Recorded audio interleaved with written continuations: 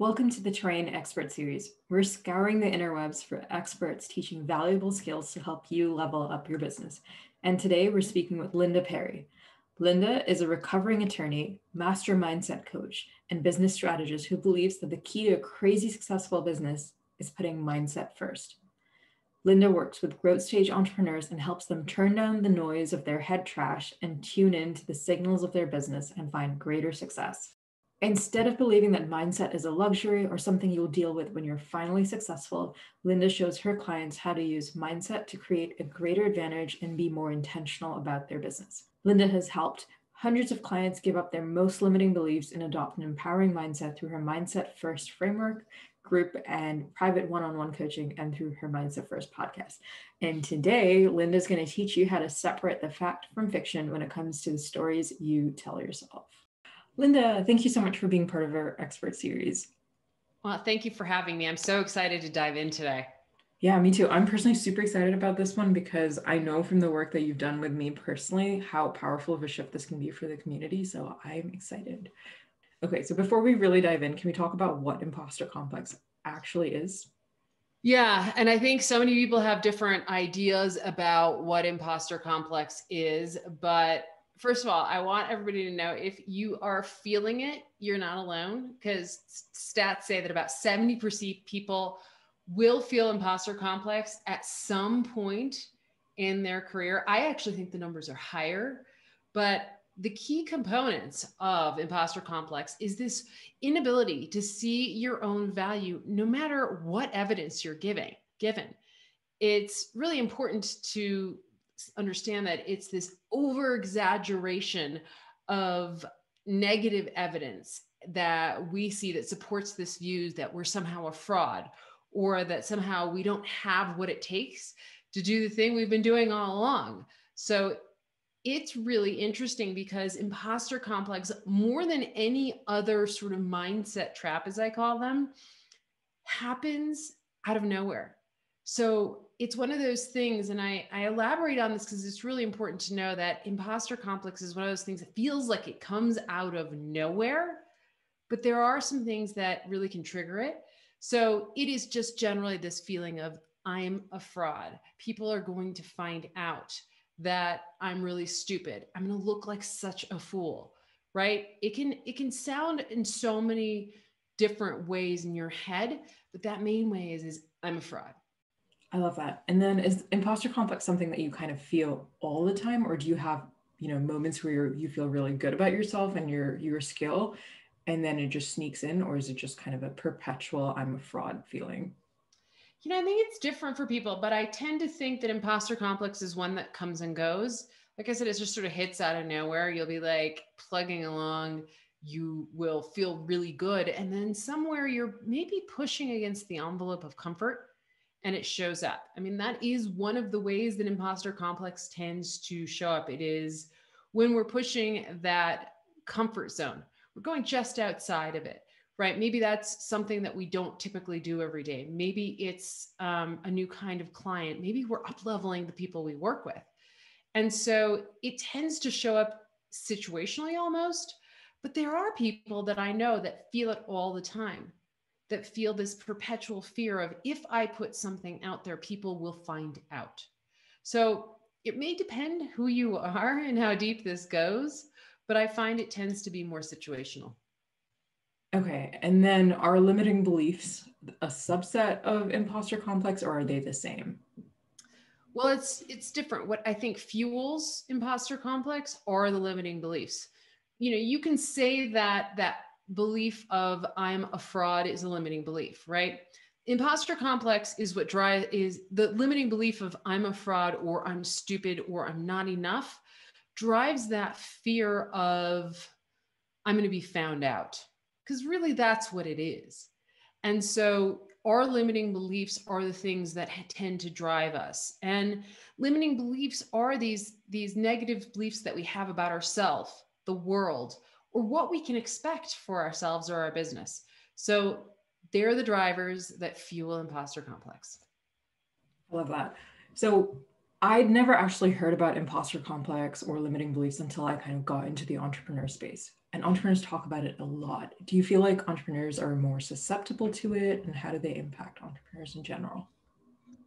I don't know. I think because there's so much risk when it comes to being an entrepreneur, it's us. We are our business. We are the face of our business, so it's harder to hide.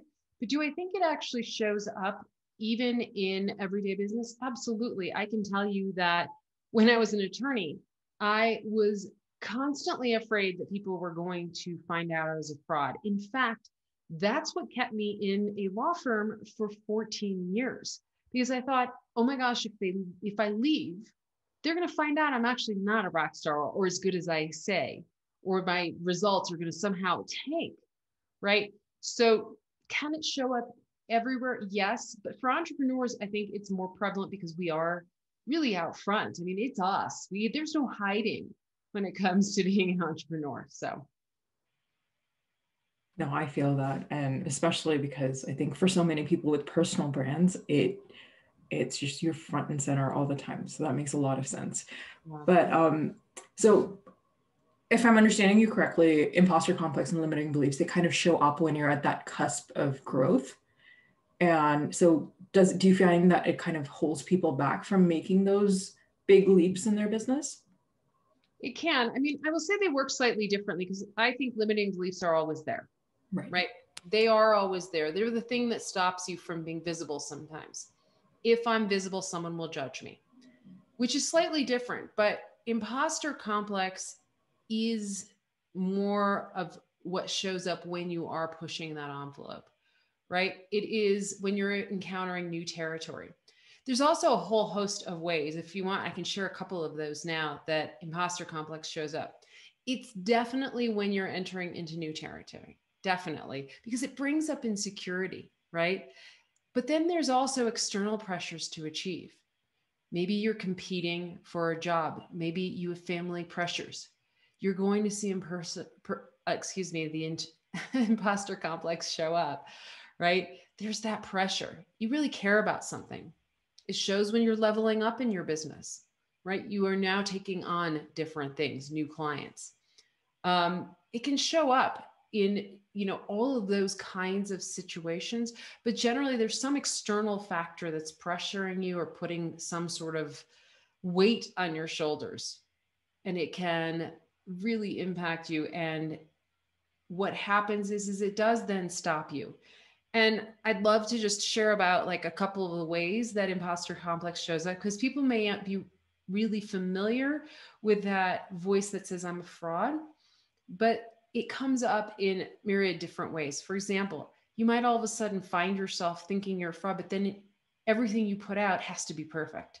So you're redoing and redoing. You mind you're nodding. That one feels familiar, right? Like a lot of people have that one. Or it shows up for people in the too easy. Like school was easy for you, everything was easy, and then something's new and hard, and you feel ashamed. Oh, that's a big one. Oh my goodness. I would have never thought. It happens for a lot of people. I always talk about, because my son is somebody that everything came really easy. And when it doesn't, he thinks all of a sudden that he's completely stupid. And I'm like, no, not true, just new, right? There's also, it comes up where you want to be the savior, the superhero, right? But you can't be. And so you end up, you're being driven, right? Imposters telling you, but I'm going to go in and I'm going to learn everything. And you drop your pricing or you over deliver what you're promising because you're afraid they're going to find out you're a fraud. The other way it's showing up is I got to do it on my own, right? You can't ask for help because someone's going to find out. These are all things that are holding you back in your business. This is how imposter complex is going to start to rob you. The last way I talk about is the expert. It's that person who's got to dot their I's, cross their T's, right? They have to take that one more class before they do X. Imposter complex is driving that. So when we talk about that play, you asked me sort of that play on it. It's really the belief driving imposter complex driving the action, causing delay or stopping growth in your business or hitting that ceiling. Okay. So what happens when people start doing the work and, starting to identify what their actual voice is versus the voice in their head? Cool. I get that question asked a lot. How do I know? Am I really, really like a fraud? Am I really like, maybe I should hold back? Or is this real, right? I think one of the things that I often say is that really check what role fear is playing in the voices, in the way you're putting yourself out there. Fear has this running dialogue of what can happen, and it has the whole what if kind of thing that's going on. Real issues are, hey, I need to pay my bills. Real issues are, I do need to support myself. I do need to push myself. Real issues could be, I am entering into new territory, so maybe I just need more time. Imposter complex is going to tell you to ditch it altogether.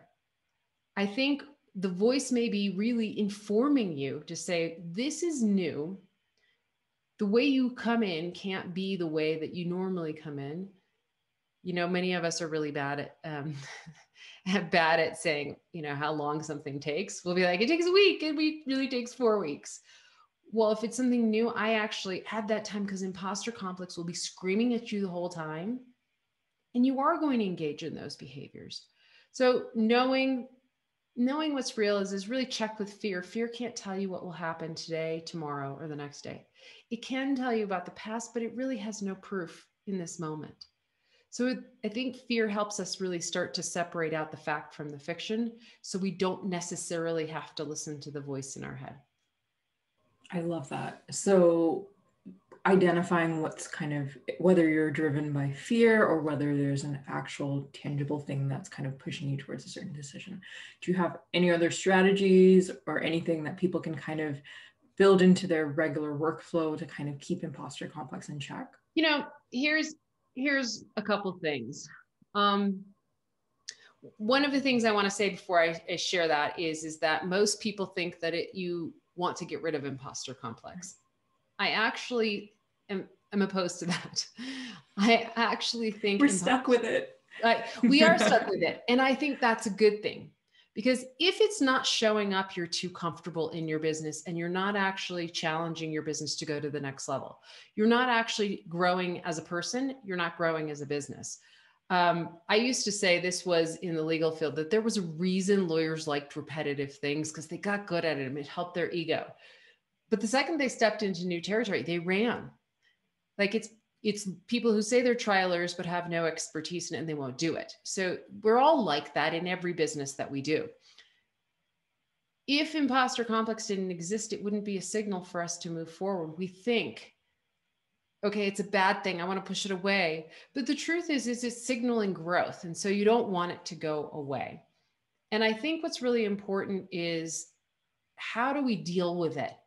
Because I'm always talking about that space between stimulus and response. It's that Viktor Frankl quote, is that our power lies in that space between, and the choices we make. So here's what we need to do. We need to know what it sounds like and how it's showing up in our business. That's step one. Are you the perfectionist? Are you the expert? Is it showing up in every way, right? Label it for yourself. Become hyper aware.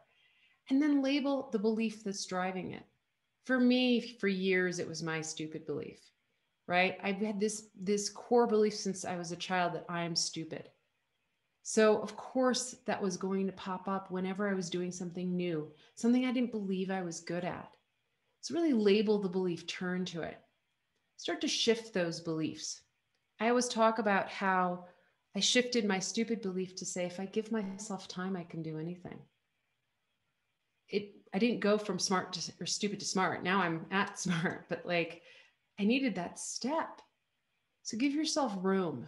We don't give ourselves room. We say, how do we fix this quickly? It's like, give me the diet pill.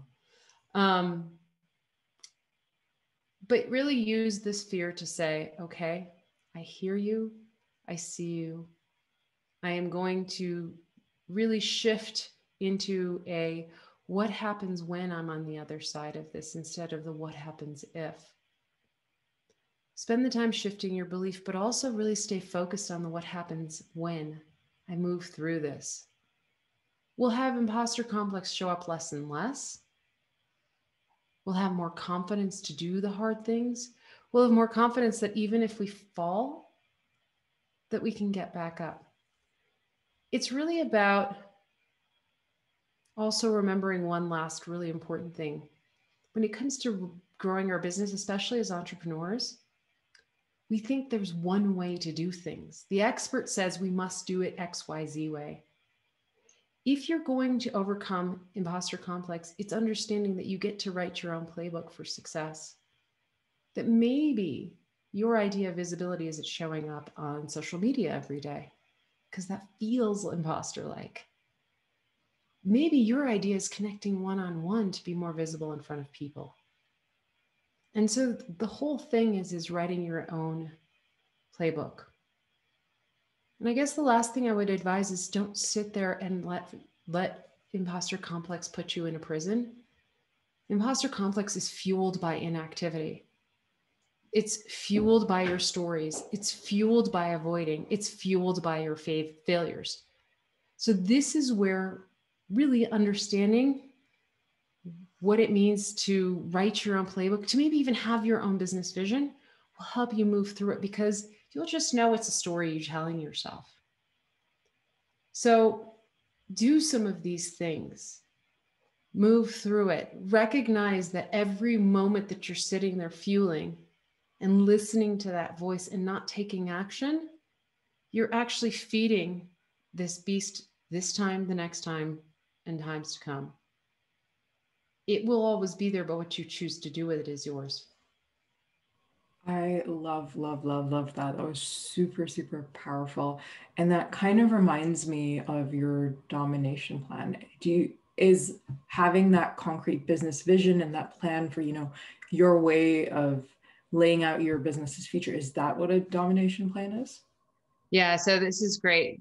You are responsible for the name of this thing, because I always, if you really understand entrepreneurship and business growth and leadership, it all begins with vision. If you don't have a vision for your business, you are, you're driving without a GPS. You might accidentally end up where you want to go, but you're also being driven by all sorts of different factors, which is where imposter complex likes to feed. It's in that unknown. Your vision anchors you in your business. It tells you what choices to make. It tells you what's comfortable. It tells you what you should be doing next. So your domination plan, I named it that because I want people to have fun. People are like, vision. Oh my God, I got to do my vision. Like, who wants to sit down and do that? Especially the one that I have. It takes hours, the one I've created, because I want it to be real and juicy and motivating and exciting. So think of it as your domination plan. How are you going to rule your little world? It's not ruling the whole world, although, some of us may want to, but it's about ruling your world, because otherwise something else is going to dominate you, including imposter complex.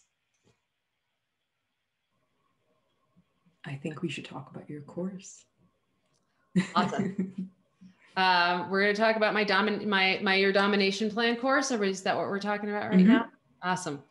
So what this is I think that most people shortcut vision. And this program is designed to get past your limiting beliefs so you can create a vision that really comes from, and this sounds a little woo, from your heart, not from your head, not from your shoulds, not from your have tos. Most people think of vision as, I'm going to make $250,000 this year. That's not a vision. That's maybe a part of your vision, but then they go, okay, I need a website. I need, email. That's not a vision. A vision is something that lights you up and excites you every day. And it's your reason for getting out of bed. And it's more than your why, because it's filling in the details of your why. So this will take you past all those limiting beliefs that start to go, I'd love to do that, but how? The program teaches you how to get past your how to really create something bigger, to tap into the ways you played as a child, right? To tap into a bigger future than you've imagined. And so I walk you through 4 separate steps that ultimately lead for you to create a vision for your life, if you wish, and a vision for your business, because I think they both go hand in hand. And so I personally need my business vision because it drives what my life is, because otherwise I could get really buried in my business, like so many of us do. So it's this 4-step process where you will really be looking at what are some of the fears that are standing in the way? What are the beliefs? What does imagination really look like? Allow you to play bigger.